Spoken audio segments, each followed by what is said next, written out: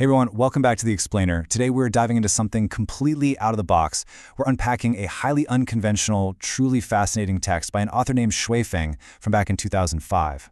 It proposes this grand unified theory connecting the microscopic atomic changes inside your own body to the grand mechanics of reincarnation, human overpopulation, and cosmic balance.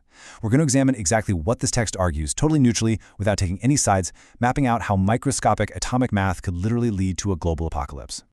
All right, here is our roadmap for today. We're going to cover the microscopic structures of life, the electron math of karma, death, and new residences, the massive ecological imbalance crisis, and finally, the proposed solutions to that crisis. Let's get right to it. Starting off with Section 1, Microscopic Structures of Life, the Invisible Foundation. So, to really grasp this theory, we kind of have to toss out our standard view of the human body.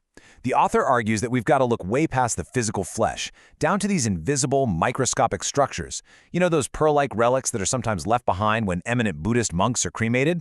Well, the text actually points to those as physical proof that these hidden structures exist.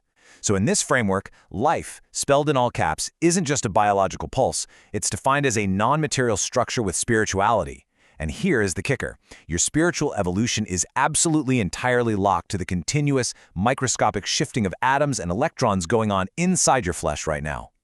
Okay, so what actually causes these microscopic structures to shift and change? Well, the text divides the triggers into two camps. You've got internal forces, think your emotions and psychology, and external forces, like sunshine, magnetic fields, or even sound waves. And to illustrate just how perfectly specific these biological reactions are, the text gives us a rather blunt, honestly kind of amusing anecdote. It points out that a lustful man is going to have a massive, violent biological reaction upon seeing a scantily clad woman, right? But he'll have absolutely zero reaction to seeing a pig, even a lactating one.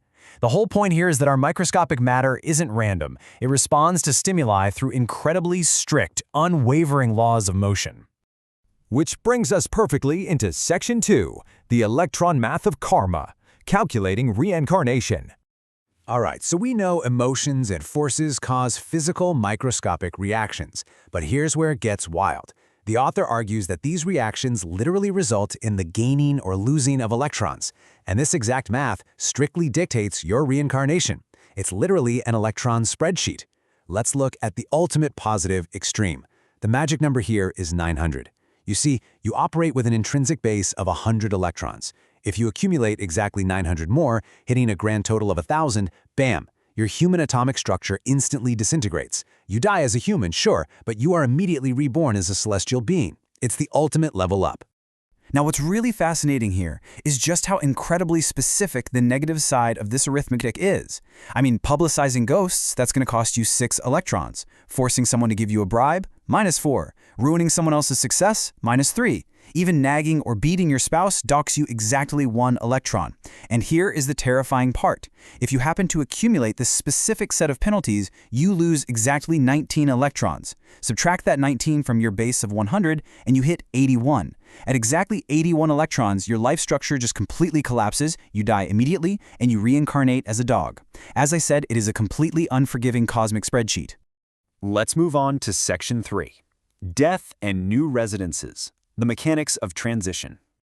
By looking through the lens of this electron math, the text explains why sudden deaths occur, things like a totally unexpected car accident or a sudden heart attack in a young person.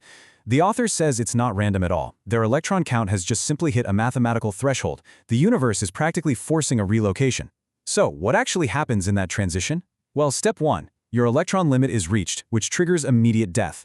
Step 2, if your new body isn't quite ready yet, your soul basically hangs out in 36-dimensional space. It's exactly like selling your old house before your new one is totally built. You just have to put up with waiting in a temporary spot, usually for about a month. And then, step 3, your soul finally enters its new residence. And this brilliantly illustrates a major, radical departure from conventional thought. Traditional views, as we know, often consider fetuses to be living beings right from conception, but this theory explicitly argues against that. According to the text, fetuses are absolutely not lives yet. They are merely empty residences. Specifically, the text calls them anode black hole bodies. A fetus only actually becomes a life a few days before birth, which is exactly when that reincarnated soul travels through a space tunnel and finally moves in. All right, shifting gears to Section 4, the ecological imbalance crisis, a cosmic emergency. We are now pivoting from the microscopic atomic level all the way out to a massive global scale. You see, the author argues that this exact reincarnation system we just talked about has accidentally created a planetary emergency. The central warning here is pretty stark. The global animal population is plummeting while the human population is absolutely exploding. And why is this happening? Because when animals are killed by humans, they accumulate massive cosmic merits, gain electrons, and then reincarnate as humans. But on the flip side, humans rarely commit the precise mathematical acts needed to drop all the way down to the animal level. So it becomes this cosmic one-way street. Animals become humans, humans just stay humans, and the Earth's entire ecological balance is being utterly destroyed. This dire situation brings us to our final part, Section 5, Solutions to the Crisis, Averting the Apocalypse. Now, the text doesn't just present this terrifying problem, it actually outlines some drastic, highly specific remedies to save humanity before ultimate calamity strikes. It proposes 3 primary solutions. Number 1, humans voluntarily evolve to higher life spaces, like the 1,000-year world, which basically just removes them from the earthly equation entirely. Number 2, humanity self-awakens, starts fiercely protecting animals, and actually forcibly transfers some humans down to the animal level to rebalance the cosmic scales. And number 3, if we fail to do the first 2, well, nature is going to brutally correct the imbalance for us through pestilence, war, and mass starvation. Now, you might be looking at solution number 2, the idea of forcibly transferring humans to the animal level and thinking, wow, that sounds terribly unjust to those individuals, right? But the text addresses this with a bizarre but honestly fascinating internal consistency. It reassures the reader that any human unjustly forced to reincarnate as an animal will receive massive cosmic compensation. The greatest creator will actually deposit large stocks of spiritual wealth into their cosmic bank accounts. So when the Earth's ecology finally stabilizes down the line, these souls will be brought back into the human world with incredibly high status and great riches, all as a reward for their sacrifice. It's a cosmic payout. But what happens if all these solutions fail?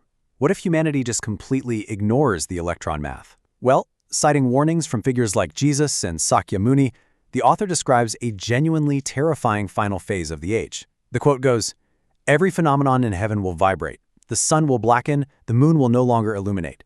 Everyone will be scared to death." Basically, it is a vision of total, absolute systemic collapse. Which leaves us right here. The author states that this entire framework, known as Lifechanyuan, was shared with the world for one specific reason: to enlighten people and help humanity avoid this impending cosmic doom. So, based on the mechanisms we've explored today, from the invisible microscopic atoms inside your flesh all the way to global population collapse, we are left with a huge question. Will humanity self-awaken and balance the scales, or is this relentless electron arithmetic leading us inevitably toward that terrifying final phase? It is a remarkable, deeply structured theory of existence for sure. Thank you so much for joining me for this explainer. Keep seeking out the underlying structures of the world around you, and I will see you next time.